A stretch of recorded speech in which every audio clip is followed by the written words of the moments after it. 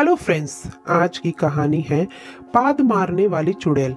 कई साल पहले एक छोटे से गांव में एक अजीबोगरीब समस्या ने लोगों की जिंदगी में हलचल मचा दिया था। रात के अंधेरे में जब गांव के लोग चैन की नींद सो रहे होते थे, तभी अचानक एक अजीब सी आवाज गांव में गूंज उठती, जैसे कोई जोर से पाद रहा हो। पहले पहल लोगों ने इसे हल्के में लिया, यह सोचकर कि शायद किसी की शरारत है या जानवरों की कोई हरकत है। लेकिन धीरे धीरे यह आवाज हर रात सुनाई देने लगी और इसके साथ ही एक असहनीय बदबू भी फैल जाती, जो लोगों के घरों में देर तक बनी रहती। लोग परेशान हो गए और सोचने लगे कि आखिर यह क्या है। गांव के बुजुर्गों ने इसे बुरी ताकतों का असर बताया।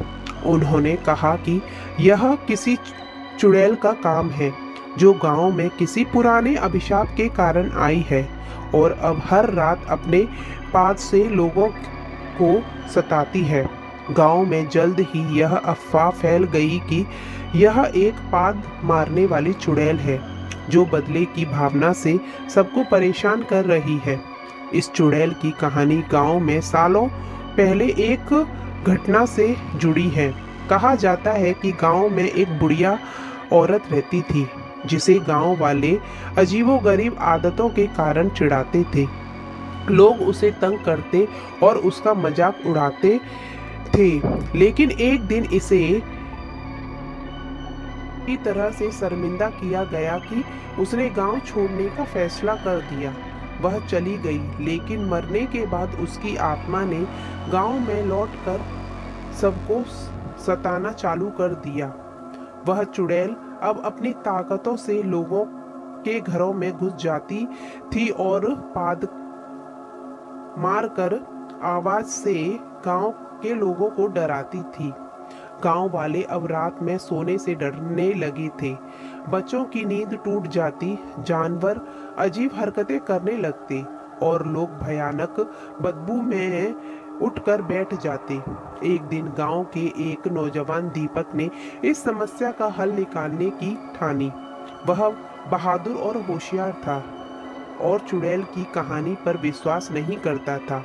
उसने अपने कुछ दोस्तों के साथ मिलकर एक योजना बनाई।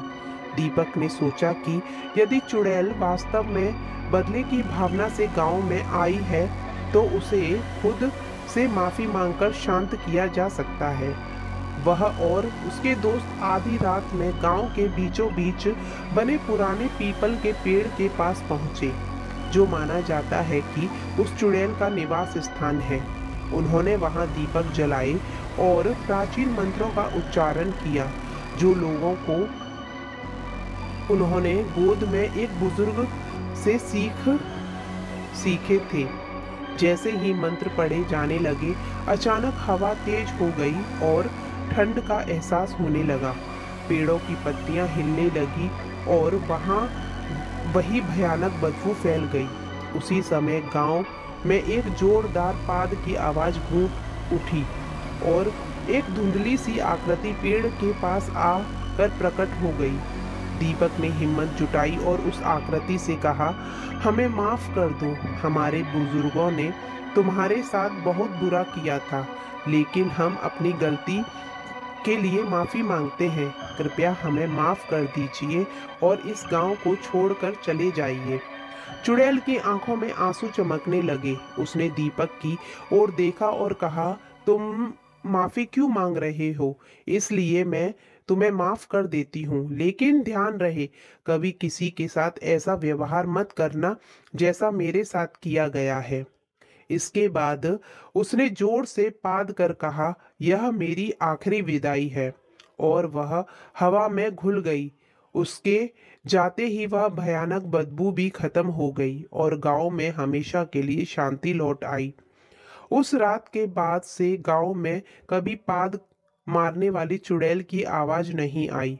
गांव वाले दीपक के साहस की सराहना करते रहे और इस घटना को याद करते हुए बच्चों को बताते हैं कि दूसरों का मजाक उड़ाना कितना गलत हो सकता है।